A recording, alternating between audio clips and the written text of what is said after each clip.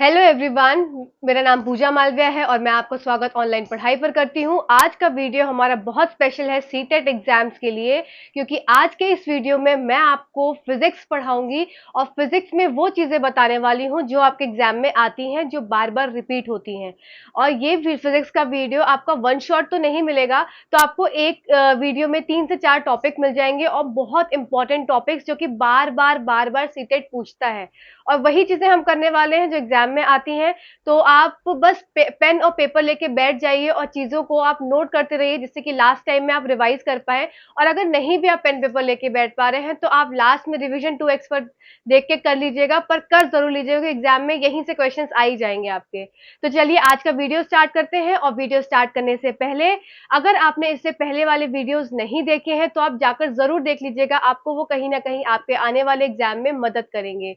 मैंने बहुत सारे वीडियोस अपलोड करे हैं, जैसे कि बायो का कंप्लीट शॉर्ट, एक शॉर्ट में पूरी कंप्लीट 6 स्टैंडर्ड से लेके 8 स्टैंडर्ड की एनसीईआरटी का बायो का कंटेंट है आपका। वो वीडियोस आप वो सब देखिए जरूर। आप प्लेलिस्ट को स्क्रॉल करिए, सीटेट जनवरी 2024 के नाम से प्लेलिस्ट है, उसको स्क्रॉल करिए, आपको बहुत हेल्प मिलेगी। अच्छा, और एक बात और मैं बता दूं कि यहाँ पे वीडियो आपका रोज अपलोड होता है 10 बजे सुबह। तो जरूर आकर ये 10 का डोज ले लिया करिए, तो आपको कहीं ना कहीं पूरे दिन में जब आप क्वेश्चन सॉल्व करेंगे तो आपको इसमें से मदद मिलेगी। साथ ही साथ अगर चैनल पे नए हैं तो सब्सक्राइब जरूर करिएगा, वीडियो को लाइक जरूर करा करिए, प्लीज लाइक करा करिए और कमेंट भी करा करिए। प्लीज आपसे रिक्वेस्ट कर सकती हूँ कमेंट करने के लिए, इतना तो कर ही सकती हूँ ना। तो चलो कमेंट जरूर करा करो प्लीज सब लोग। चलिए आइए स्टार्ट कर देते हैं आज का वीडियो। तो आज हम सबसे इम्पोर्टेंट, जो पहले इसके क्वेश्चंस बहुत नहीं आते थे इस चैप्टर से, पर अब रीसेंट पेपर को उठा के देखा जाए तो मैग्नेट, चुंबक वाले चैप्टर से, फन विथ मैग्नेट्स, इससे आपको बहुत सारे क्वेश्चंस बनते हैं। तो हम वही, ये जो पूरा मैंने लिखा हुआ है ना, ये मोस्ट इंपॉर्टेंट चीज है जो कि बार बार रिपीट हुई है आपके एग्जाम में। तो बहुत सोच समझ के यहाँ पे लिखा है, तो उसको बहुत ध्यान से देखिएगा। और चैप्टर छोटा सा है, बहुत ईजी है, पर चीजें पूछी जाती हैं। ठीक है, तो चलिए सबसे पहले देख लेते हैं कि चुंबक चुंबक आपका जो डिस्कवरर है, जो खोजकर्ता है, वो कौन है।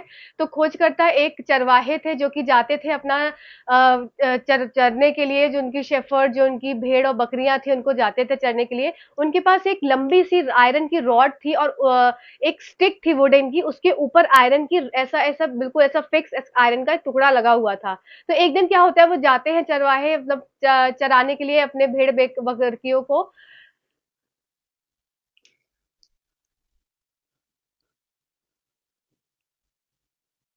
हेलो एवरीवन, मेरा नाम पूजा मालविया है और मैं आपका स्वागत ऑनलाइन पढ़ाई पर करती हूं। आज का ये वीडियो बहुत स्पेशल है, खास करके सीटेट एग्जाम्स जो पेपर 2 जो बच्चे देने जा रहे हैं उनके लिए तो बहुत स्पेशल वीडियो है, क्योंकि आज हम पढ़ने वाले हैं फिजिक्स, और फिजिक्स के most most most important topics को हम पहले कवर करेंगे। आपको ये फिजिक्स का कंप्लीट वीडियो एक शॉट में नहीं मिलेगा, आपको एक छोटे छोटे वीडियोस मिलेंगे, पर ये 2 या 3 वीडियोस आपके बहुत काम के होंगे, तो इन वीडियोस को पूरा देखिएगा। साथ ही साथ इससे पहले के आपने वीडियोस नहीं देखे हैं तो चैनल पर जाकर जरूर विजिट करिए, और चैनल पे प्लेलिस्ट बनी है सीटेट जनवरी 2024 के नाम से। तो आप इसको जाकर जरूर देख लीजिए। आपका कंप्लीट बायो का सेक्शन पूरा कंप्लीट हो गया है। क्लास 6 से 8 तक के स्टैंडर्ड का मैंने उसमें कवर किया है और आपको कंटेंट उसमें प्रॉपर बोर्ड पे पढ़ाया है, तो आपको बहुत हेल्प मिलेगी। साथ ही साथ बहुत सारे वीडियोस हैं, मोस्ट इंपोर्टेंट टॉपिक के नाम से वीडियोस हैं, तो ये सारे आपके एग्जाम्स में पूछे जाते हैं, इस हिसाब से वो वीडियोस बनाए गए हैं, तो उनसे आप फायदा उठाइए। साथ ही साथ आज का वीडियो बहुत स्पेशल है। आज के वीडियो के लिए आप पेपर और पेन लेकर बैठ जाइए, आपके एग्जाम में आपको इसी तरह से क्वेश्चंस देखने को मिलेंगे, क्योंकि ये जो सारा मैंने इसमें कंटेंट लिखा है, ये आपको प्रीवियस ईयर बेस्ड चीजों को समझ के तब इसको कंटेंट यहाँ लिखा है, तो बहुत स्पेशल वीडियो है, इसको लास्ट तक जरूर देखिएगा। साथ ही साथ अगर आप चैनल पे नए हैं तो सब्सक्राइब कर दीजिए, प्लीज लाइक करा करिए, कमेंट करा करिए। आपके कमेंट का मुझे तो बहुत इंतजार रहता है, मैं तो बहुत वेट करती हूँ। मैं बाकी यूट्यूबर्स का नहीं जानती, पर मुझे बहुत वेट रहता है, तो मेरा बहुत मन करता है कि मैं कमेंट पढ़ूं आप क्या भेज रहे हैं, तो कमेंट जरूर करा करिए। चलिए आइए आज का वीडियो स्टार्ट कर देते हैं। तो सबसे पहले बात करते हैं चुंबक की। तो चुंबक वाले चैप्टर से पहले नहीं आते थे इतने क्वेश्चंस, पर अब क्या है, सीटेट ने स्टार्ट कर दिया है। रिसेंट पेपर्स को उठाकर देखा जाए तो इस चैप्टर से बहुत क्वेश्चंस बनते हैं और क्वेश्चंस काफी रिपीटेड है। तो आप एक बार कंसेप्ट समझ जाएंगे तो आप क्वेश्चन को सॉल्व कर पाएंगे। तो सबसे पहली बात देख लेते हैं कि जो डिस्कवरर है, मतलब जो खोज करता है चुंबक के, वो कौन है। तो वो उनका नाम है, वो एक शेफर्ड थे, चरवाहे थे, जिनका नाम मैगनीज था, तो इनका नाम ही मैगनीज शेफर्ड रख दिया गया। तो ये और इनके नाम पर ही चुंबक का भी नाम रख दिया गया। तो आइए देख लेते हैं। तो सबसे पहली बात है, वो क्या करते थे, वो चराने के लिए भेड़ और बकरियों को लेके जाते थे। तो जब वो चराते थे तो उनके पास एक लकड़ी की एक बहुत बड़ी सी छड़ होती थी। तो छड़ के किनारे उनका एक छड़ के कोने में, अगर मैं एक चीज छड़ बनाऊं तो छड़ के इस कोने में उनके पास क्या था, आयरन लगी हुई थी। तो आयरन लगी होने से एक दिन क्या हुआ, वो एक रॉक के पास, चट्टान के पास जाते हैं और वो छड़ के आगे आयरन की ऐसा टुकड़ा लगा हुआ था। तो वो जो टुकड़ा था वो जाकर उस चट्टान से चिपक जाता है और वो खींचते हैं, वो खींच नहीं पाता है। तो उनको बहुत मेहनत करनी पड़ती है।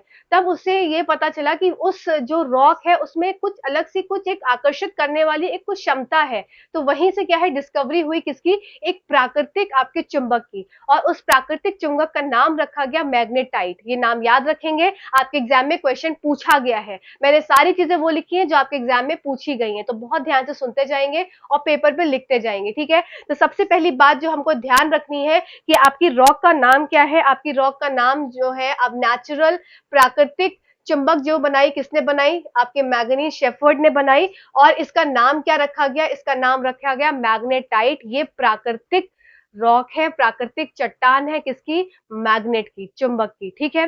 चलिए आगे बात कर लेते हैं कृत्रिम चुंबक, जो कि आपकी कृत्रिम होती है, मतलब आर्टिफिशियल मैग्नेट होती है। मैंने बहुत कोशिश करी है, बहुत ध्यान रखा है कि हिंदी वर्ड्स को या हिंदी में बहुत चीजों को समझाऊं। तो कोशिश कर रही हूं, बस आप मेरा सहयोग करेंगे तो मेरी कोशिश भी ये कामयाब हो जाएगी। चलिए, तो कृत्रिम चुंबक मतलब कि आपकी ये हो गई आपकी आर्टिफिशियल मैग्नेट। तो आर्टिफिशियल मैग्नेट का आपको एग्जांपल्स, आपको शेप्स जो है वो पता होनी चाहिए। तो जैसे बार मैग्नेट हो गया, हॉर्सशू मैग्नेट हो गया, सिलेंड्रिकल हो गया, बॉल एंड हो गया। तो ये सब मैग्नेट्स क्या है, सिर्फ आप नाम देख लीजिए, आपसे ऐसा पूछा नहीं जाता है। सिर्फ मैंने लिख दिया है कि कृत्रिम में, आपके आर्टिफिशियल में इस तरह के मैग्नेट्स के शेप आपको देखने को मिलते हैं।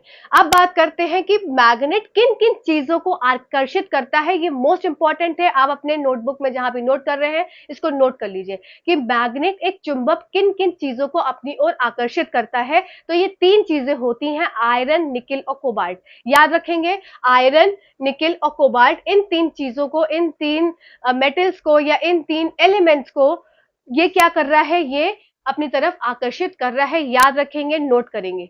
फिर इसके बाद बात करते हैं ध्रुव। जो हमारे मैग्नेट है उसमें आपको आपने देखा होगा कि आपका मैग्नेट होता है। अब इस मैग्नेट पे एक नॉर्थ पोल होगा और एक साउथ पोल होगा, मतलब एक आपका उत्तरी ध्रुव होगा और एक आपका दक्षिणी ध्रुव होगा, ठीक है। ये आपको पता होगा, मैग्नेट में ऐसा होता है। अब बात कर लेते हैं कि जो नॉर्थ, हाँ, अब इसको कैसे इन्होंने बताया कि मैग्नेट है, इसमें चुंबकीय शक्ति है, कोई चीज को अट्रैक्ट कर रहा है। अब वो कोई चीज क्या होगी, आयरन, निकिल और कोबाल्ट, ठीक है। अब कैसे पता लगेगा कि ये टुकड़ा मेरे पास मैग्नेट का है, तो उसके लिए मुझे इन चीजों को, इन एलिमेंट्स को उसके पास लाना पड़ेगा। अब इसका एक एनसीईआरटी में आपका एक एक्सपेरिमेंट दिया हुआ है। तो उसमें क्या किया है कि लोहे के बुरादे को छिड़का है। क्या किया, सबसे पहला आपको देखेंगे, इधर ध्यान देंगे, ये एक पेपर है और इस पेपर पे क्या कर दिया, लोहे के बुरादे को छिड़क दिया, मतलब आयरन फिलिंग्स को छिड़क दिया, ठीक है।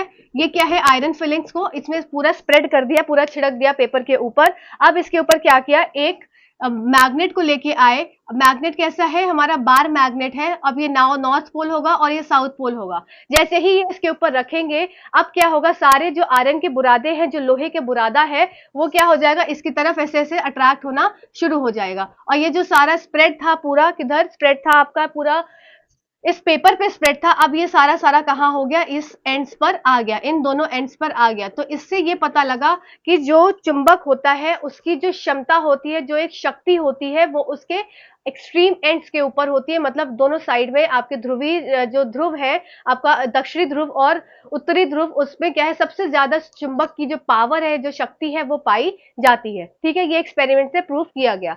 अब इसके बाद बात कर लेते हैं कि अगर एक और एक्सपेरिमेंट दिया हुआ है कि एक मैग्नेट को अगर मैं ऐसा ये सिंपल ऊपर से एक ऐसा लगा दूं रॉड और इधर से क्या करूं, थ्रेड लटका दूं। अब थ्रेड लटकाने के बाद मैंने क्या किया, नीचे उस पे मैग्नेट को लटका दिया। अब मैं कितना भी मैग्नेट को किसी भी डायरेक्शन में हिलाऊंगी, वो आकर स्टिल हो जाएगा, स्थिर हो जाएगा, किस पोजीशन में, अपने नॉर्थ साउथ डायरेक्शन में। तो ये याद रखेंगे, ये क्वेश्चन आया है आपके एग्जाम में, मोस्ट इंपॉर्टेंट। फिर से आप नोट करेंगे कि एक फ्रीली सस्पेंडेड जो बार मैग्नेट होता है, मतलब एक लटका हुआ जो आपका चुंबक होता है, वो हमेशा किस डायरेक्शन में आपका आकर रुक जाता है, स्थिर हो जाता है, तो वो रुक जाता है आपका नॉर्थ साउथ डायरेक्शन में आकर वो रुक जाएगा। ये बात याद रखेंगे, ठीक है, फ्रीली सस्पेंडेड बार मैग्नेट। अब बात आती है कि जो हमारे चुंबक है, जो आपको ये चुंबक है, तो इसमें नॉर्थ है और साउथ पोल है।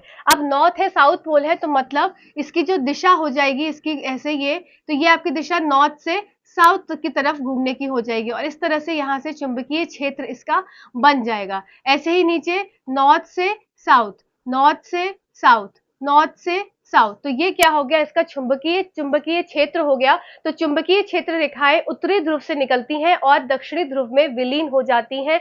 ये क्वेश्चन भी आपका एग्जाम में पूछा गया है कि कहाँ से निकलती हैं और कहाँ विलीन हो जाती हैं।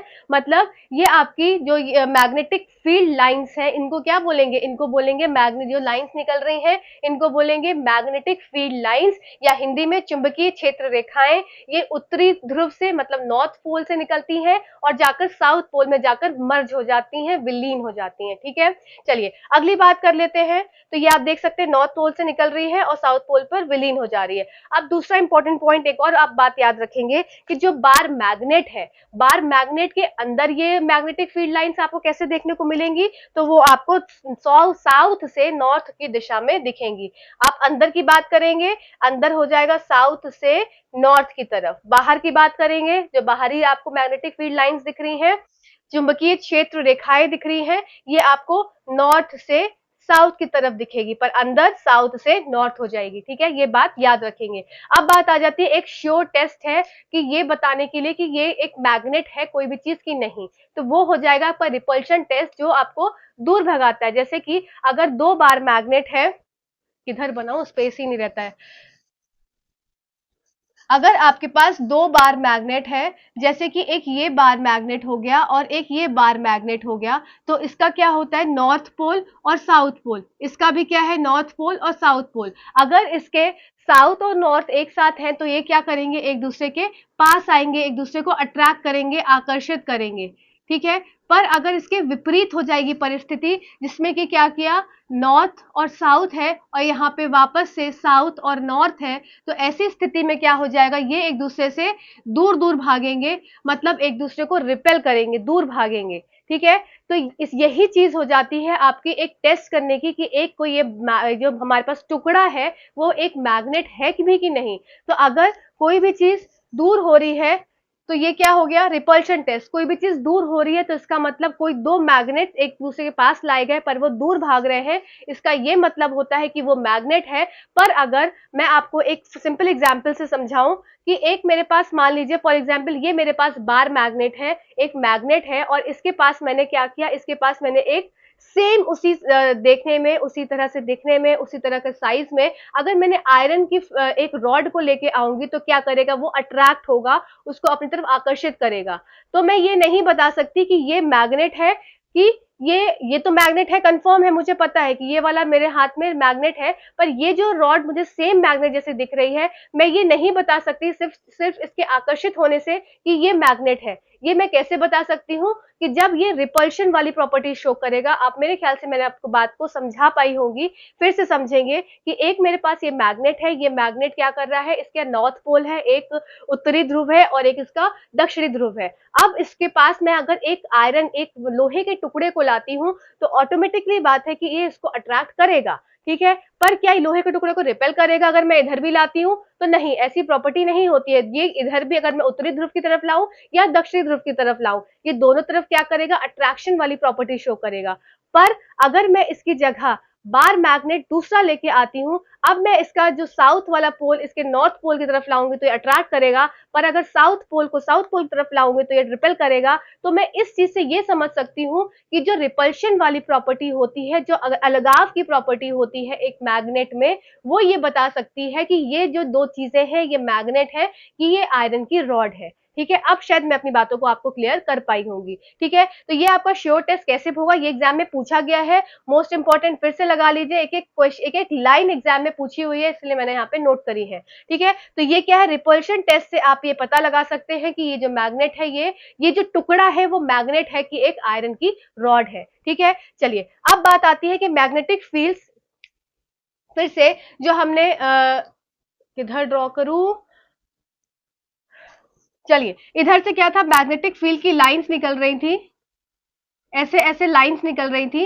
तो ये जो लाइंस, मैग्नेटिक फील्ड लाइंस है, ये आपकी आपके जो एंड, जो सिरे हैं, उनकी तरफ सबसे स्ट्रांग देखी जाती है। ठीक है, ये पॉइंट भी आप याद रखेंगे। आपके जो स्टेटमेंट वाले क्वेश्चन है उसमें ये लाइन लिखी गई थी कि magnetic field is stronger at the poles of bar magnet. मतलब पोल्स में आपको पूरी तरफ हर चीज चिपकेगी, पर जो पोल्स है उसमें सबसे ज्यादा अट्रैक्शन, उसमें सबसे ज्यादा आकर्षण होगा। ठीक है, क्षण चुंबक के सिरे पर चुंबकीय क्षेत्र अधिक प्रबल होता है। ठीक है, ये बात आपको क्लियर हो गई होगी। चलिए, अब बात कर लेते हैं मैग्नेट। अगर कोई भी मैग्नेट है, कोई भी चुंबक है, आप चाहते हैं कि वो मैग्नेट डीमैग्नेटाइज हो जाए या अपनी प्रॉपर्टी को लूज कर दे, तो उसके लिए कुछ कुछ चीजें होती हैं जो करनी होती हैं। या अगर आप ये चाहते हैं कि आपका जो मैग्नेट है वो खराब ना हो, तो उनके लिए आपको क्या करना पड़ेगा। तो सबसे पहली बात है कि मैग्नेट अगर ऊंचाई से गिर रहा है, मतलब एक हाइट से गिर रहा है, तो मैग्नेट क्या होगा, वो खराब हो जाएगा। ये बात याद रखेंगे, ये आपसे एग्जाम में 4 से 5 बार ये क्वेश्चन को पूछा गया है कि कोई भी अगर मैग्नेट है, कोई भी अगर चुंबक है, उसकी अगर प्रॉपर्टी खराब हो जा रही है, मतलब वो अब उसमें चुंबकीय जो क्षमता है वो खत्म हो गई है, वो डीमैग्नेटाइज हो गया है। तो वो क्यों हो गया है, या तो वो ऊंचाई से गिरा है, इसलिए बार बार अगर आप मैग्नेट को छोड़ देंगे, जमीन पे ऐसे गिरा देंगे, तो मैग्नेट क्या होगा, अपनी चुंबकीय जो क्षमता है वो खत्म कर देगा, पहली चीज। दूसरा पॉइंट होता है कि अगर आप मैग्नेट को, अगर आप चुंबक को गर्म करेंगे, हीट करेंगे, तो भी मैग्नेट अपनी प्रॉपर्टी को खो देगा। ठीक है, तीसरा पॉइंट आपका हो जाता है उसको पीटने से। अगर आप, ये मेरा मैग्नेट है, इसको मैंने हैमर से, हथौड़े से बार बार पीटा, तो वो मैग्नेट अपनी प्रॉपर्टी फिर से खो देगा। ठीक है, तो कोई भी मैग्नेट अपनी प्रॉपर्टी ना खोए, तो उनके लिए इन 3 बातों का होना बहुत जरूरी है। और चौथा पॉइंट आपके एग्जाम में बार बार फिर से पूछा गया है, ये पॉइंट है कि एक मैग्नेट को रखने की स्थिति उसकी मैग्नेट की प्रॉपर्टी को बहुत ज्यादा संभाल कर रखती है। मतलब अगर एक मैग्नेट है, एक चुंबक है, उसको मैं किस तरीके से रख रही हूं, तब वो अपनी चुंबकीय क्षमता को बचा पा रहा है या फिर उसको अपनी नष्ट कर दे रहा है। तो अगर मेरे पास 2 ये मैग्नेट है, इन 2 मैग्नेट का एक सिरा नॉर्थ है और एक सिरा क्या है, साउथ है। अगर मैं दोनों अनलाइक पोल्स, मतलब इसके विपरीत पोल जो है, अनलाइक, एक नॉर्थ है, दूसरा साउथ है, एक एक दक्षिण ध्रुव है, एक उत्तरी ध्रुव है, तो दूसरा दक्षिण ध्रुव है। इनको अगर मैं साथ में रख रही हूं, तो उसकी प्रॉपर्टी मेंटेन रह रही है। पर अगर मैं इसको रिपल्शन वाली कंडीशन में रख रही हूं कि दोनों एक दूसरे से बार बार दूर दूर भाग रहे हैं, तो उसमें क्या होता है, उसमें चुंबक डीमैग्नेटाइज होने की उसमें समस्या हो जाती है। मतलब वो चुंबक फिर डीमैग्नेटाइज हो जाता है। याद रखेंगे इस पॉइंट को। अब दो दो मैग्नेट को मुझे एक साथ रखना है, बहुत समय तक रखना है, तो आपके एनसीईआरटी बुक में एक लाइन लिखी हुई है कि आप उन 2 मैग्नेट के बीच में एक वुडन का, एक लकड़ी का टुकड़ा ऐसे रख देंगे।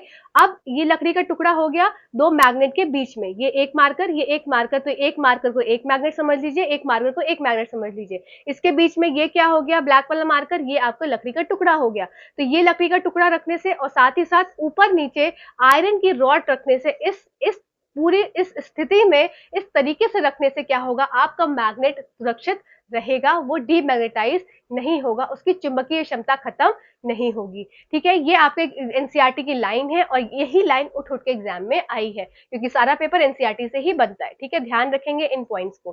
तो आपने कैसे रखा, आपने पहले तो स्थिति कैसे रखी कि 2 मैग्नेट के बीच में वुड को लगा दिया, लकड़ी को लगा दिया, उससे मैग्नेट बच गया, और आपने साथ ही साथ ऊपर और नीचे आयरन की रॉड लगा दी, तो उससे भी मैग्नेट बच गया। ठीक है, तो ये तरीके थे आपको एक मैग्नेट के, एक चुंबक के, जो उसने अपनी चुंबकीय क्षमता को बचाकर रखने के लिए। ठीक है, अब आपके एग्जाम में, ठीक है, अभी एक बहुत इंपॉर्टेंट चीज है, इसी के साथ साथ मैं बता देती हूँ। ये जो हॉर्स शू मैग्नेट होता है, जो घोड़े की नाल की शेप का जो मैग्नेट होता है, वो आपका कुछ इस तरीके का होता है। मार्कर लीक हो गया। ठीक है, कुछ इस तरीके का होता है। तो एक इसका नॉर्थ पोल हो जाता है और एक इसका साउथ पोल हो जाता है।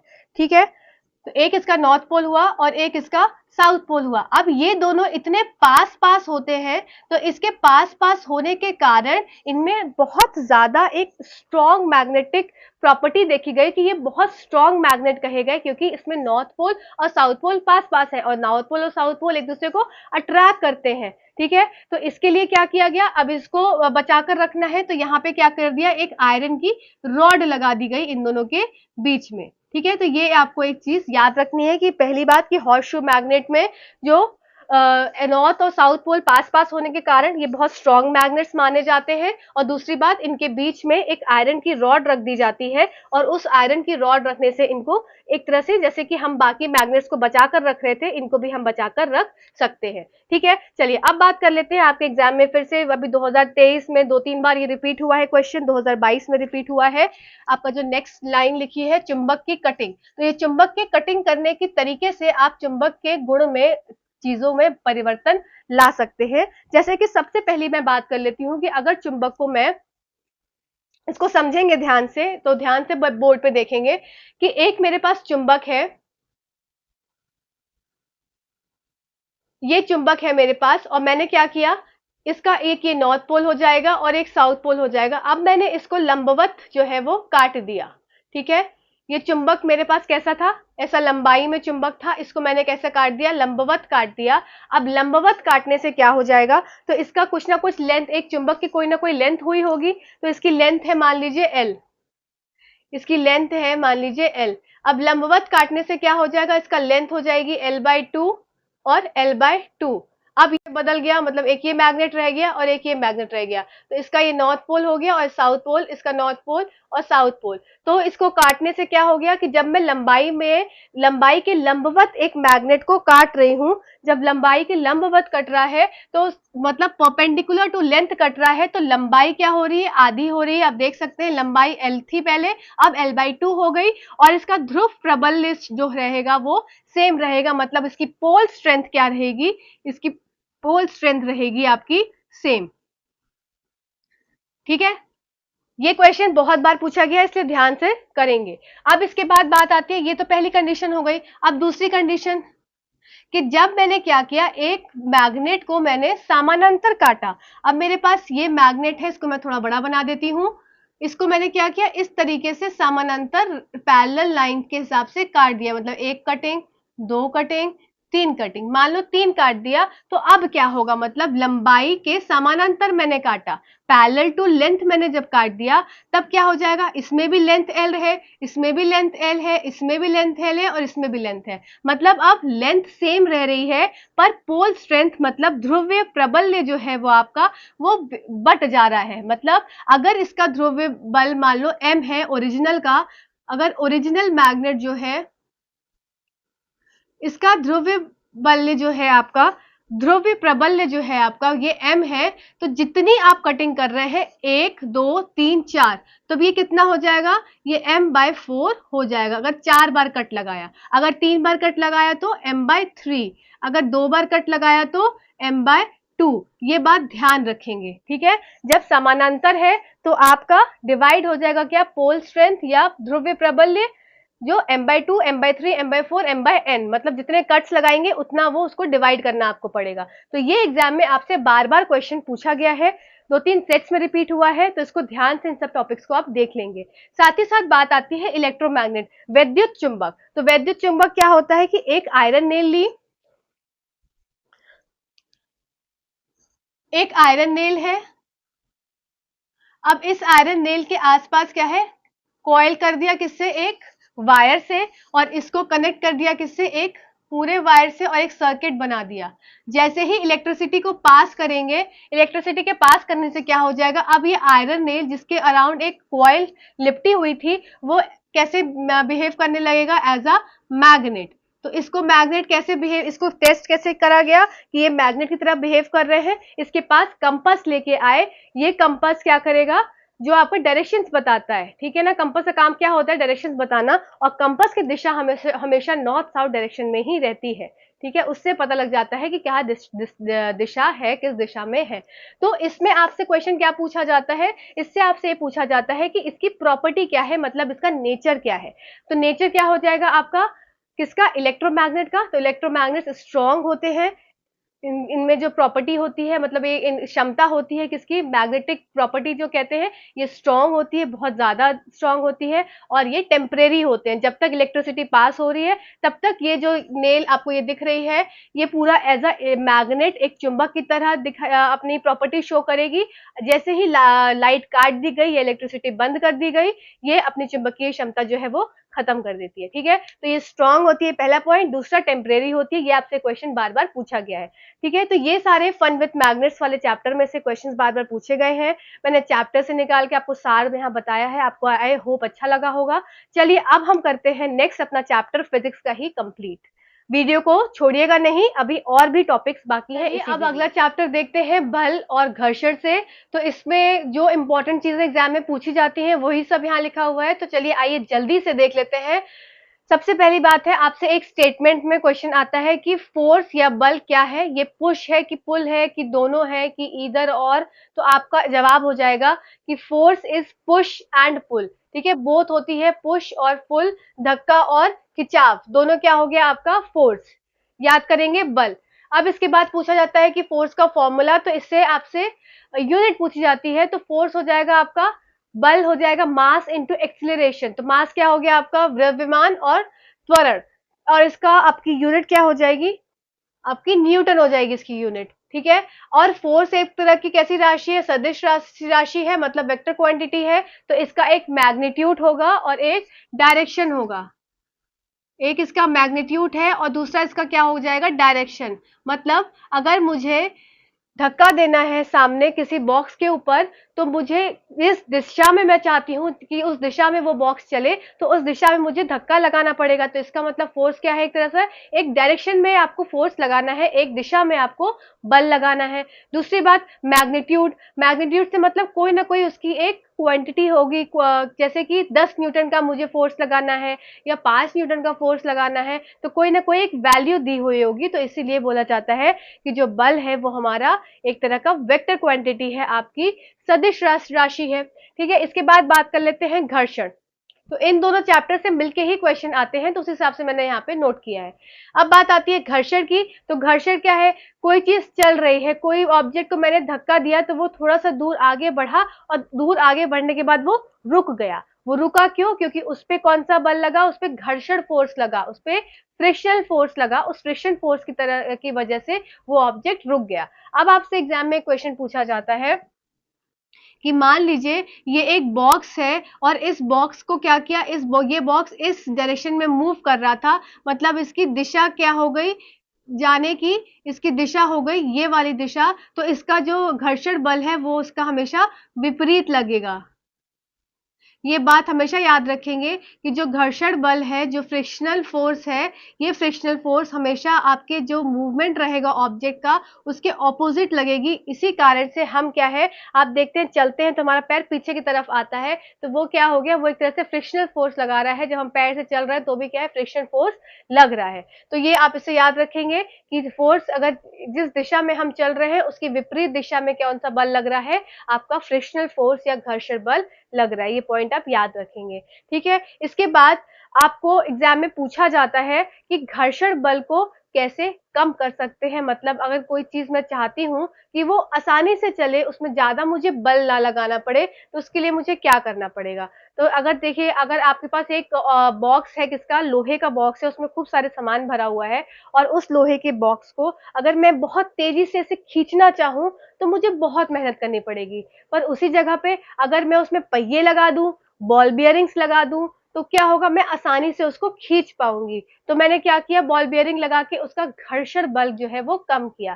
तो आपके एग्जाम में पूछा जाता है कि घर्षण बल आप कैसे कम कर सकते हैं। तो या तो ल्यूब्रिकेंट लगा दें, कोई तरल तरल पदार्थ लगा ले, जैसे चिकना पदार्थ जो हो गया, तो वो ल्यूब्रिकेंट क्या हो जाएगा, आपके एग्जाम में पूछा गया। एक तो ऑयल होता है, दूसरा आपका ग्रेफाइट है। ठीक है, ऑयल तो है ही है, साथ ही साथ ग्रेफाइट भी आपका एक तरल पदार्थ के अंदर आता है।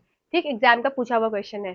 तो आपका ल्यूब्रिकेंट हो गया ऑयल और ग्रेफाइट, बॉल बेयरिंग, आपके पहिए लग गए, तो उससे क्या हो गया, आपका घर्षण कम हो गया। ठीक, अब बात कर लेते हैं घर्षण कैसे बढ़ाएं। हम घर्षण कम भी कर सकते हैं, हम बढ़ा भी सकते हैं। तो घर्षण कैसे बढ़ेगा, जितनी ज्यादा स्मूथ सरफेस, सॉरी जितनी ज्यादा रफ सरफेस होगी, मतलब खुरदरी सतह होगी, जितना ज्यादा खुरदरी सतह होगी उतना ज्यादा घर्षण का बल लगेगा। ठीक, ये पॉइंट याद रखेंगे।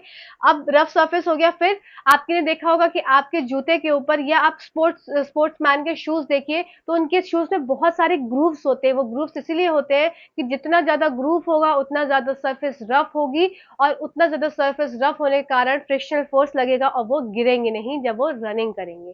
ठीक, यही सेम चीज किसमें होती है, टायर्स में भी होती है। टायर्स में भी आपने देखा होगा ग्रूव्स बने होते हैं।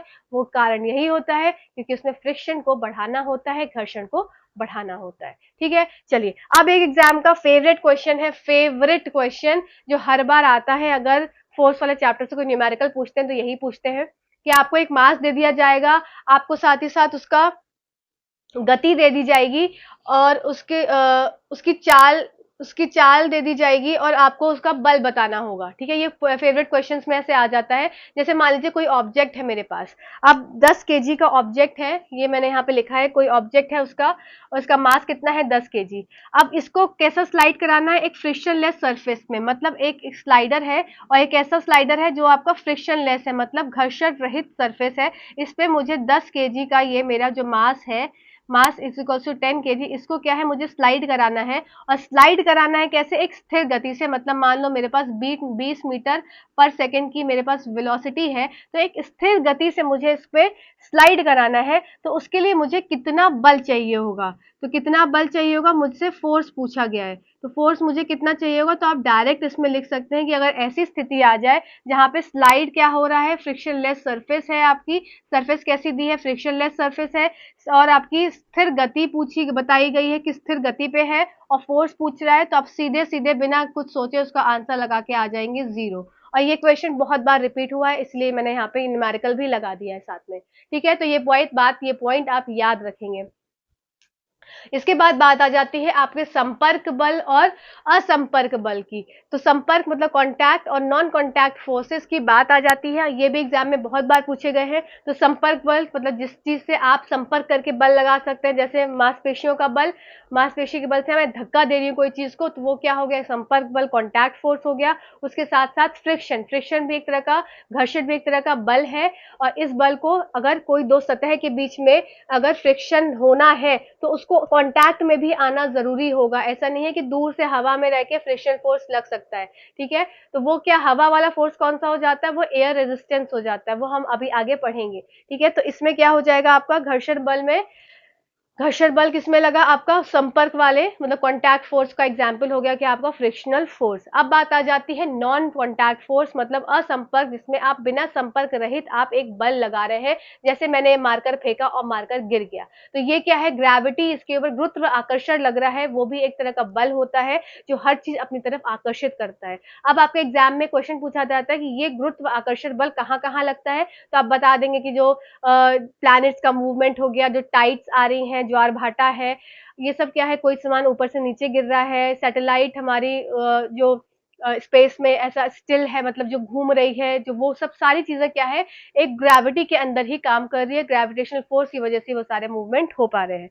ठीक है, चलिए अगली बात कर लेते हैं। नेक्स्ट आ जाता है मैग्नेटिक फोर्स। दो मैग्नेट एक दूसरे के प्रति अट्रैक्ट हो रहे हैं या रिपेल हो रहे हैं, तो वो भी क्या है, एक नॉन कॉन्टैक्ट फोर्स में ही आ जाता है, दूर से ही वो प्रॉपर्टी देखने को मिलती है। अगली बात आ जाती है हमारा इलेक्ट्रोस्टैटिक फोर्स। तो इलेक्ट्रोस्टैटिक फोर्स मतलब विद्युत बल। तो विद्युत बल कैसा है, जैसे बचपन में क्या करते थे, स्केल को रब करते थे और पेपर को उठा लेते थे, पेपर के जो टूटे हुए पीसेस थे उनको, तो ये क्या, अभी ये एग्जाम्पल हो गया इसका भी नॉन कॉन्टैक्ट फोर्स का। ठीक है, तो एग्जाम में पूछे जाते हैं इसलिए लिखा हुआ है, आसान है पर पूछे जाते हैं। ठीक है, इसके बाद एक क्वेश्चन आपके एग्जाम में बहुत बार पूछा गया है कि कोई भी ऑब्जेक्ट अगर स्टिल है, स्थिर है, मतलब उसकी पोजीशन फिक्स है, उस समय उसकी पोजीशन फिक्स है, तो उस पे लगने वाले बल को आपको पूछा गया है एग्जाम में कई बार। तो आइए ध्यान से देख लेते हैं कि ये मेरे पास एक बस है, ये बस है, wheels on the bus, wheels on the bus go round and round. तो ये वाली बस है। अब ये क्या है, ये स्थिर है, कहाँ पे, रोड है ये मेरे पास, ये रोड बन गई। तो इस रोड पे क्या है, ये बस स्थिर है। अब इस स्थिर बस पे तो एक क्या है, ऊपर से ग्रेविटेशनल फोर्स लग रहा होगा, मतलब ये जो ऊपर वाला फोर्स लग रहा है, कौन सा फोर्स है, आपसे दो फोर्स पूछे जाते हैं। तो ये ऊपर वाला फोर्स कौन सा हो गया, ग्रेविटेशनल फोर्स हो गया। और अब ऊपर से नीचे है ना, तभी तो वो स्टिल है। अब नीचे से भी अर्थ भी तो उसके ऊपर एक कोई तरह का फोर्स लगा रही होगी, तो ये अर्थ जो फोर्स लगा रही है इसका नाम बोल देते हैं नॉर्मल फोर्स। ठीक है, तो ऊपर से लगने वाला फोर्स ग्रेविटेशनल फोर्स और नीचे से लगने वाला नॉर्मल फोर्स, तो इसकी वजह से क्या हो जाता है, ग्रेविटेशनल फोर्स गुरुत्वाकर्षण बल और आपका नॉर्मल फोर्स, तो ये इसकी वजह से ये ऑब्जेक्ट हो जाता है स्थिर, मतलब बैलेंस्ड। एक तरह से ये फोर्स कैसा हो गया, बैलेंस्ड फोर्स। ये एग्जाम में पूछा गया है कई बार। तो ऊपर से कौन सा लग रहा है बल, आपको ग्रेविटेशनल फोर्स, और नीचे से बल लग रहा है इक्वल एंड ऑपोजिट फोर्स लग रहा है, ऊपर से भी लग रहा है नीचे से भी लग रहा है। इसकी वजह से ये ऑब्जेक्ट क्या है, स्थिर कंडीशन पे है, और इसीलिए इसको नाम दे दिया बैलेंस्ड फोर्स, एक नॉर्मल फोर्स और ग्रेविटेशनल फोर्स की वजह से। तो ये ऑब्जेक्ट कैसा है, स्टैटिक आपको देखने को मिल रहा है। अब एक दूसरी बात होती है, कोई भी ऑब्जेक्ट अगर स्टैटिक है मतलब फिक्स है पोजीशन पे, अब मुझे उसको हिलाना है, तो हिलाने के लिए मुझे क्या करना पड़ेगा, मुझको स्टैटिक फोर्स से ज्यादा बल देना पड़ेगा। जब मैं स्टैटिक फोर्स से ज्यादा बल दूंगी तभी ये ऑब्जेक्ट मूव करेगा। मतलब अगर मुझे इस रुकी हुई बस को मूवमेंट देना है, तो जो स्टैटिक है मतलब जो स्थैतिक घर्षण है, इस स्थैतिक घर्षण से मुझे ज्यादा बल देना पड़ेगा, ज्यादा फोर्स देनी पड़ेगी, तब ये ऑब्जेक्ट जाकर मूव करेगा। ये भी बार बार ये स्टेटमेंट पूछी गई है एग्जाम में, तो ध्यान से पढ़ेंगे कि कोई चीज अगर रुकी है तो उसको चलाने के लिए स्टैटिक फ्रिक्शन से ज्यादा बल लगाना पड़ता है, तभी वो ऑब्जेक्ट मूव करता है, नहीं तो वो स्थिर पोजीशन पे ही रहता है। ठीक है, ये बात आपको ध्यान रखनी है। अब एक और एग्जाम में बहुत फेवरेट क्वेश्चन है एग्जाम का, कि आपको ये पूछा जाता है कि कौन सा बल कितना, मतलब कौन सा ज्यादा है कौन सा कम है। तो स्टैटिक जो फ्रिक्शन होता है, जो स्थैतिक बल होता है, वो सबसे ज्यादा होता है, फिर सर्पी बल और फिर रोलिंग बल। ठीक है, तो सॉरी बल नहीं, फ्रिक्शन, स्टैटिक घर्षण, स्लाइडिंग का सर्पी घर्षण, और रोलिंग का आपका हो जाएगा रोलिंग फ्रिक्शन, मतलब रोलिंग घर्षण। तो सबसे ज्यादा स्टैटिक हो जाएगा, स्टैटिक में घर्षण में सबसे ज्यादा आपको लग रहा है, फिर उसके बाद स्लाइडिंग है, फिर रोलिंग है। ये आप सीक्वेंस याद रखेंगे, ये बार बार पूछा गया है आपको, सेम सीक्वेंस इधर उधर करके दे देते हैं और पूछ लेते हैं। फिर बात आती है कि अगर कोई भी ऑब्जेक्ट ऊपर फेंका और ऊपर से वो नीचे गिर रहा है, तो उस पर लगने वाला आपको फोर्स ऑफ फ्रिक्शन बताना है। तो आप उसमें लगेंगे, उस पर ऊपर फेंका तो नीचे आएगा, तो ग्रेविटेशनल फोर्स लग रहा है, और साथ ही साथ एक फ्रिक्शन भी लग रहा है। वो फ्रिक्शन का नाम है ऊपर से नीचे आने के लिए हवा के जो मॉलिक्यूल्स हैं उसको रोक रहे हैं, तो वो रोक रहेगा, एयर रेजिस्टेंस लग रहा है, जिसको बोलते हैं हवा का प्रतिरोध। ठीक है, तो ऊपर से फेंक रहे हैं नीचे, तो ग्रेविटी तो एक्ट कर रही है, साथ में हवा भी प्रतिरोधक क्षमता दिखा रही है उसको रोकने के लिए। तो ये सब पॉइंट्स आप एग्जाम में पूछे हुए हैं, तो ये सब याद रखेंगे। फिर अगर कोई फ्लूइड तरल में कोई भी ऑब्जेक्ट है, तो फ्लूइड में लगने वाला फ्रिक्शन उसकी उस तरल में जो भी ऑब्जेक्ट है उसकी बॉडी पे डिपेंड करेगा, उसकी बॉडी की शेप पे डिपेंड करेगा। ये क्वेश्चन भी पूछा गया है कि अगर कोई भी ऑब्जेक्ट है जो कि तरल में मतलब फ्लूइड में पड़ा हुआ है और उसमें मूव कर रहा है, तो वो मूव में करने के जब कर रहा है, तो उस पर जो फ्रिक्शन लग रहा है, जो घर्षण लग रहा है, वो किस पे निर्भर करता है, तो वो उसके बनी हुई शेप पे निर्भर करता है। इसलिए आपने देखा होगा कि बोट हो गई, आपकी नाव हो गई, आपकी शिप हो गई, आपकी फिश हो गई, इन सब की बॉडी स्ट्रीमलाइंड होती है। क्यों होती है, जिससे कि उसमें फ्रिक्शन कम लगे और वो अपने प्रॉपर अपनी स्पीड से चल पाए। तो ये फोर्स एंड फ्रिक्शन से बहुत रिपीटेड क्वेश्चंस जो कि बार बार आए थे, मैंने यहाँ पे नोट आपको बता दिया है अच्छे से। अभी आप इसको नोट कर लेंगे, स्क्रीनशॉट ले लेंगे, टेलीग्राम चैनल से जुड़ जाइए, मैं यहाँ का स्क्रीनशॉट खींच के आपको टेलीग्राम चैनल पे दे देती हूँ। तो लास्ट मोमेंट में आप इसको स्क्रॉल कर करके भी देखेंगे ना, तो आपकी चीजें रिवाइज हो जाएंगी। चलिए आइए नेक्स्ट टॉपिक पे चलते हैं। रुकिए, अभी भी रुकिए, अभी पिक्चर चलिए अब देख लेते हैं हम प्रेशर के चैप्टर को। प्रेशर मतलब दाब, और दाब से कैसे क्वेश्चंस आते हैं उनको ध्यान दे लेते हैं। तो सबसे पहली बात है कि प्रेशर क्या होता है। प्रेशर का फॉर्मूला है pressure is equals to force upon area, मतलब बल अपॉन इसका क्या हो जाएगा, क्षेत्रफल। तो इसका आप अगर एसआई यूनिट देखेंगे तो न्यूटन पर मीटर स्क्वायर, या इसकी हो जाएगी पास्कल। तो दोनों आपसे पूछी जाती है, कई बार पूछी गई है, तो ध्यान रखेंगे। तो इसकी यूनिट क्या हो जाएगी, पास्कल, फोर्स की न्यूटन, और एरिया की हो जाएगी, क्षेत्रफल की हो जाएगी आपकी मीटर स्क्वायर, तो न्यूटन पर मीटर स्क्वायर, जिसको बोल देते हैं पास्कल। अब दूसरी बात है कि अगर प्रेशर बढ़ेगा तो फोर्स बढ़ेगा, क्योंकि pressure is equals to force upon area. ठीक, दूसरी चीज, अगर एरिया क्या है, एरिया नीचे है, तो प्रेशर बढ़ेगा, मतलब एरिया कम होगा, तो हमें प्रेशर ज्यादा लगाना पड़ेगा। प्रेशर ज्यादा लगा रहे हैं मतलब एरिया कम है, एरिया ज्यादा है तो प्रेशर कम है। इस चीज से आपके एग्जाम में बहुत क्वेश्चंस पूछे गए हैं एप्लीकेशन बेस्ड, तो ध्यान देंगे। सबसे पहली बात है जैसे बल हमेशा, हाँ दूसरी चीज आपसे पूछी जाती है, स्टेटमेंट में पूछी गई है कि बल जो लग रहा है, फोर्स लग रहा है, हमेशा लंबवत लगता है, मतलब परपेंडिकुलर लगता है। फोर्स हमेशा याद रखेंगे पॉइंट, फोर्स हमेशा परपेंडिकुलर लगता है डायरेक्शन में। मतलब अगर कोई खड़ा है व्यक्ति तो उस पे लगने वाला जो बल है वो परपेंडिकुलर लग रहा है, ये बात आप याद रखेंगे। ठीक है, अब इसका एग्जाम्पल हो गया एप्लीकेशन, जो एग्जाम में आपसे बार बार पूछा गया है, इन जो मैंने चीजें ऊपर बताई हैं उसका ही एप्लीकेशन है।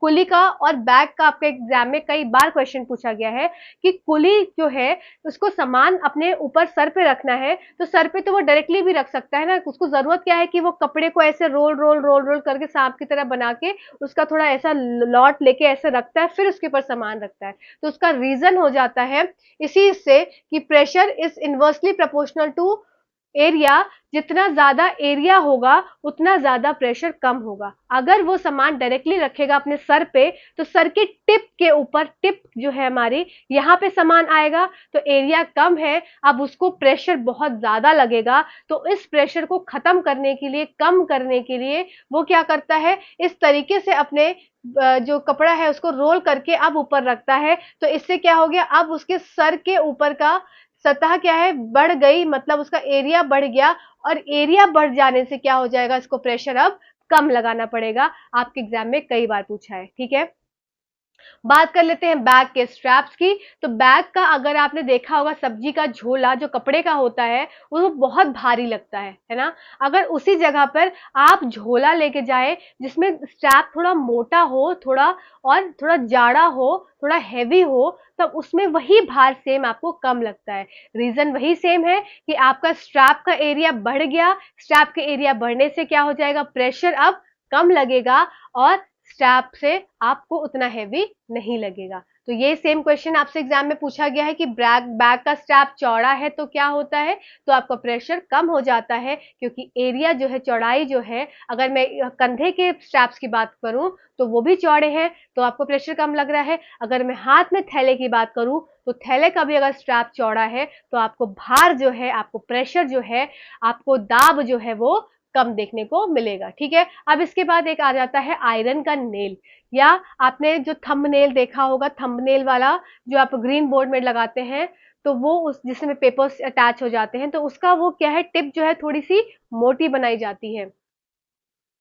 टिप थोड़ी मोटी रहती है और इसकी जो ये इसकी जो नुकीला भाग है वो एकदम एकदम नुकीला होता है। तो इससे क्या होता है, इधर से एरिया बढ़ गया तो इधर के एरिया बढ़ने से क्या हो जाएगा, इधर मुझे कम प्रेशर लगाना पड़ेगा, मतलब यहाँ मेरा क्या हो गया, एरिया बढ़ गया। अब इस एरिया बढ़ने से क्या हो जाएगा, मुझे प्रेशर कम लगाना पड़ेगा।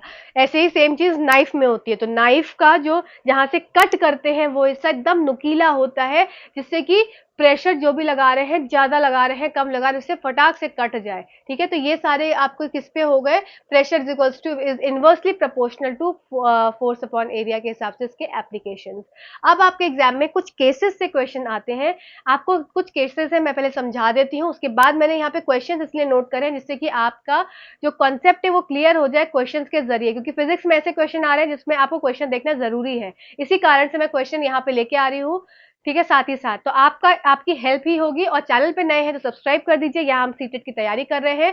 चैनल पे प्लेलिस्ट बनी है सीटेट जनवरी 2024 के नाम से, उसको जाकर जरूर चेक कर लीजिए, आपकी बहुत हेल्प होने वाली है। और चैनल से कनेक्टेड रहिए, अभी टाइम बहुत है, नहीं भी तैयारी करी है अभी तो इन सेशन से जुड़ना ना भूलें। इन सेशन से सारी चीजें आपकी मैं याद करवा दूंगी, मैं बार बार करवा दूंगी। अभी तो मैं अलग अलग फिजिक्स के 2-3 वीडियोस बना के आपको सारा टॉपिक क्लियर करा रही हूँ, फिर हम एक साथ कंबाइन करके उसको फटाक से रिवाइज कर लेंगे। मैं चाहे टैबलेट पे पढ़ा दूं, चाहे कैसे भी पढ़ा दूं, ये मेरा प्रॉब्लम है। ठीक है, चलिए अब केसेस देख लेते हैं।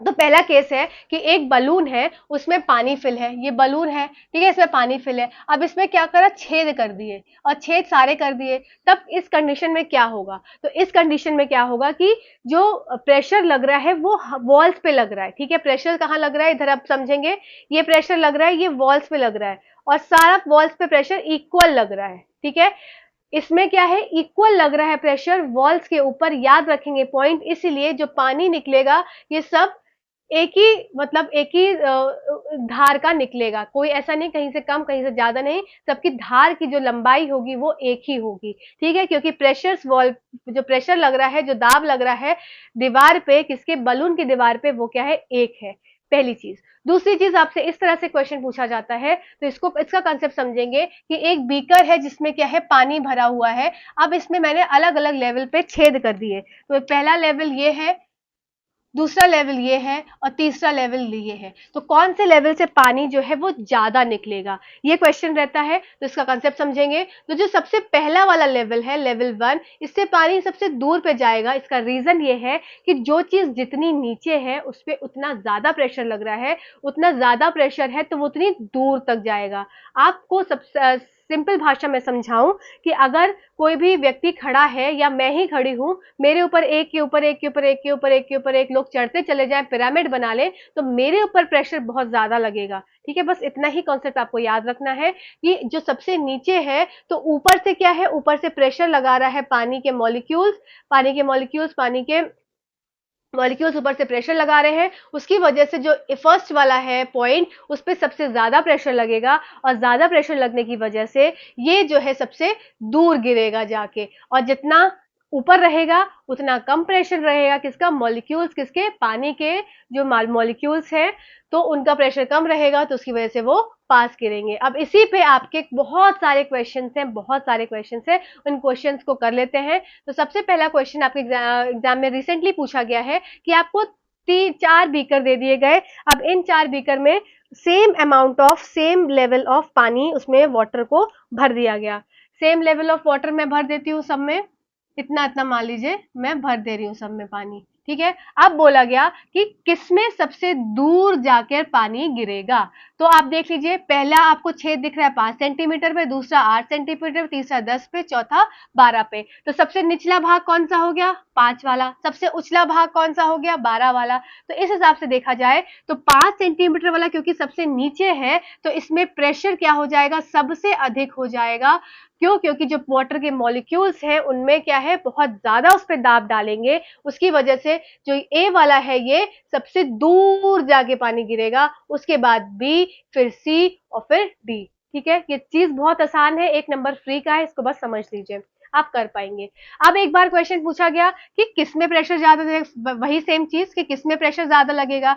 अब इन्होंने क्या कर दिया, एक ही बीकर दे दिया, एक बीकर में पानी भर दिया। अब पानी भर दिया, आप खुद सोचिए। अब इसका आंसर मेरे हिसाब से आप कमेंट सेक्शन में लिख के बताएंगे। तो ये आपका होमवर्क है, ये इस वाले क्वेश्चन का कि ए, बी और सी में सबसे दूर पानी किसका गिरेगा, ये आप मुझे कमेंट सेक्शन में बताएंगे। इस कॉन्सेप्ट को और इस कॉन्सेप्ट को यूज करके आप ये वाला आंसर मुझे बताएंगे और मैं आपके कमेंट का वेट करूंगी, ठीक है। तो प्लीज कमेंट करिएगा, प्लीज कमेंट करिएगा, इससे ये भी समझ में आएगा कि आप वीडियो देखते भी हैं कि नहीं देखते हैं, ठीक है। चलिए अब बात कर लेते हैं एटमॉस्फेरिक प्रेशर की, मतलब वायुमंडलीय दाब की। तो इससे एक क्वेश्चन पूछा जाता है कि हम पिक्चर क्यों, हमारे ऊपर वायु भी तो, वायुमंडल का जो एटमॉस्फेयर का प्रेशर है वो भी तो हमारे ऊपर पड़ रहा है, तो हम दब क्यों नहीं रहे। तो रीजन यही है, जितना प्रेशर वायु, हमारे वायुमंडल प्रेशर जो एटमॉस्फेरिक प्रेशर हमारी तरफ लगाता है, उतना ही प्रेशर हम भी उसकी तरफ लगाते हैं। तो ये क्या है, एक इक्वल प्रेशर हो जाता है और बैलेंस हो जाता है, एक दूसरे को काट देते हैं। इसलिए बैलेंस फोर्स होने की वजह से, बैलेंस प्रेशर होने की वजह से क्या है, दबाव नहीं होता है, ठीक है। अब बात कर लेते हैं pressure. Pressure depends upon area. Pressure depends upon area कि दाब क्षेत्रफल पर निर्भर करता है। तो ये बात बिल्कुल सत्य है कि अगर मैं खड़ी हूं तो इसका मतलब कि मेरा एरिया क्या है, कम है, तो प्रेशर क्या होगा, ज्यादा होगा। इसका एग्जाम्पल आप ऐसा ले सकते हैं कि अगर रेत वाला, मतलब कहीं आप गए, किसी सी बीच पे गए, समुद्री बीच पे गए, वहां पर अगर आप खड़े होते हैं तो आप फील करते हैं कि आप धंस रहे हैं। क्यों धंस रहे हैं, क्योंकि प्रेशर ज्यादा लग रहा है जमीन के ऊपर, क्योंकि आप खड़े हैं तो आपका एरिया क्या है, कम है। आप खुद देखिए इधर डायग्राम में, आप खड़े हैं तो आपका सिर्फ इतना सा भाग, रेड मार्कर से मैं दिखाती हूँ, जस्ट अ सेकेंड, आपका सिर्फ इतना सा भाग जो है वो जमीन को टच कर रहा है, ठीक है। पर अगर आप लेटे हैं तो आप देख सकते हैं कि आपका इतना भाग जमीन को टच कर रहा है, तो अब किसमें ज्यादा एरिया है आप खुद समझ सकते हैं कि आपका पहले वाले कंडीशन में कम एरिया है और सेकंड वाले कंडीशन में ज्यादा एरिया है। तो जिसमें कम एरिया है तो उसका प्रेशर भी तो ज्यादा होगा, तो इसमें क्या है, ये ज्यादा प्रेशर लगा रहा होगा और ये प्रेशर कम लगा रहा होगा, ठीक है। तब इसी कारण से क्या होता है, जो समुद्र के बीच पे अगर आप खड़े रहो, वहां की रेत ऐसी होती है तो आपको ऐसा फील होता है कि वो धंस रहे हैं आप, तो उसका रीजन प्रेशर और एरिया का कॉन्सेप्ट ही होता है, ठीक है। इसके बाद आपके एग्जाम में क्वेश्चन पूछा गया है, तो ये भी क्वेश्चन आपके एग्जाम में पूछा गया है कि अगर कोई व्यक्ति खड़ा है तो कब उसका प्रेशर कम है कि ज्यादा है, और लेटा है तो कम है तो ज्यादा है, तो आप उसे आप बता लेंगे। मेरे हिसाब से आपको समझ में आ गया है। अब बात कर लेते हैं, एक क्वेश्चन आपका आया था जिसमें बता रहे थे कि आपको फोर्स से वो चीज को रिलेट करना था। अभी तो हम प्रेशर और एरिया से रिलेट कर रहे हैं, अब बात कर रहे हैं कि कोई भी ऑब्जेक्ट अगर कोई सबसे पहले वाले केस को देखती हूं मैं, तो फर्स्ट केस में क्या है और सेकंड केस में क्या है, तो दोनों ऑब्जेक्ट क्या है, सेम है, सेम इनका मास है, सेम इनका साइज है, सब कुछ इनका सेम है, पर इसमें बताना है कि किसमें ज्यादा फोर्स लग रहा है और किसमें कम फोर्स लग रहा है, या किसमें प्रेशर ज्यादा है किसमें फोर्स कम है। तो ये सब चीज बतानी, तो देख लेते हैं। तो इसमें क्या हो गया, आप देख सकते हैं ये ऑब्जेक्ट अभी खड़े पोजीशन पे रखा है और ये ऑब्जेक्ट को लेटा दिया गया, तो पहली कंडीशन में क्या हो जाएगा, इसका आप यहाँ देख सकते हैं एरिया कम है, इसमें क्या हो जाएगा, इसका एरिया ज्यादा है, आपको पता है। मास दोनों का एक दिया है क्वेश्चन में, तो इस कंडीशन में force is equals to mass into acceleration होता है। तो इस हिसाब से मास तो सेम है, ठीक है, और फोर्स, तो इसका मतलब इन दोनों में क्या है, इन दोनों की कंडीशन के हिसाब से आपको क्वेश्चन जो पूछा गया था उसमें यह पूछा गया था कि सेम प्रेशर सेम फोर्स या सेम फोर्स डिफरेंट प्रेशर। तो ऐसे करके आपको ऑप्शंस दिए हुए थे, तो आप खुद से देख सकते हैं कि मास क्या है, दोनों का सेम है, तो इसका मतलब इस पे भी फोर्स और इस पे भी फोर्स बराबर लग रहा है, क्योंकि मास दोनों का बराबर है इसलिए फोर्स भी दोनों पे बराबर लग रहा है। साथ ही साथ अब आप खुद देख सकते हैं कि इसका एरिया कम है, इसका एरिया ज्यादा है, तो प्रेशर इस पे क्या हो जाएगा, इसका कम है तो इस पे प्रेशर ज्यादा होगा और इस पे प्रेशर कम होगा। तो इसके हिसाब से आपका आंसर क्या हो जाएगा कि इन दोनों पे फोर्स तो सेम लग रहा है पर प्रेशर क्या हो जाएगा, डिफरेंट हो जाएगा। तो ये आपका एग्जाम में क्वेश्चन पूछा गया है, तो ये मोस्ट इंपॉर्टेंट की तरफ आप लगा लीजिए। अब इसी के साथ साथ दूसरे सेट में क्वेश्चन पूछा गया था कि अगर ये मैं रेक्टेंगल बॉक्स को हटा के अगर मैंने स्क्वायर बॉक्स रख दिया, आप खुद सोचिए, अगर स्क्वायर बॉक्स है मेरे पास, मतलब अब इसको चाहे मैं ऐसे रखूं, चाहे मैं लेटा के रखूं, चाहे मैं ऐसे रखूं, बात एक ही हो जाएगी। तो इस कंडीशन में क्या हो जाएगा, अब एरिया भी इनका एक सही होगा, तब इसका मतलब अब इसमें सेम फोर्स होगा और सेम ही प्रेशर होगा। तो ये दोनों क्वेश्चन क्या है आपके एग्जाम में पूछे हुए हैं, तो ध्यान देंगे इनकी तरफ, ठीक है। इसके बाद एक क्वेश्चन एग्जाम का बहुत फेवरेट क्वेश्चन है प्रेशर वाले चैप्टर से कि वाटर कितने पे बॉईल होता है, कितने पे उबलता है, 100 डिग्री सेल्सियस पे उबलता है। पर अगर कोई पानी 100 डिग्री से ज्यादा के टेम्परेचर पे उबल रहा है, खौल रहा है, तब इसका मतलब हम उससे क्या समझ सकते हैं, हम ये समझ सकते हैं कि वो पानी अब कैसा है, इम्प्योर है, उसमें इम्प्योरिटी मिक्स है, ठीक है, वो इम्प्योर पानी है। अब उसका फ्रीजिंग पॉइंट कितना होगा ये आपसे एग्जाम में पूछा जाता है। तो आप एक पॉइंट को नोट करेंगे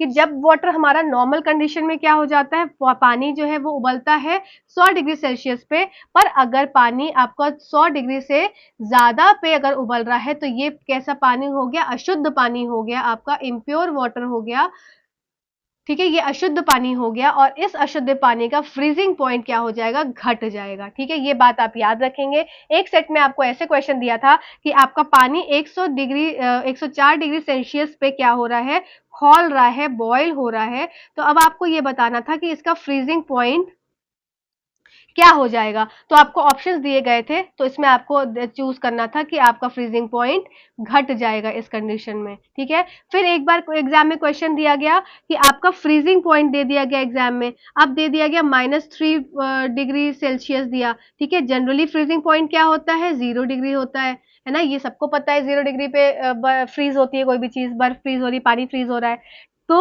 अब क्या हो गया, -3.3 डिग्री सेल्सियस है, तो इसका मतलब ये बताना था कि ये पानी कैसा है, ये पानी इम्प्योर है, ठीक है। तो ये सब पॉइंट्स आप याद रखेंगे, ठीक है। चलिए अब ये आज का लेक्चर यहीं पे खत्म होता है वीडियो। अभी हम नेक्स्ट वाले जो मैं नेक्स्ट सेशन लेके आऊंगी उसमें 5-6 टॉपिक आपके कवर कर दूंगी। आपका मोस्ट ऑफ द थिंग्स आपकी फिजिक्स की इंपॉर्टेंट सब खत्म होती चली जाएंगी। आप बस सेशन से जुड़े रहिए, आपको हेल्प जरूर होगी। Thank you so much watching this video. Thank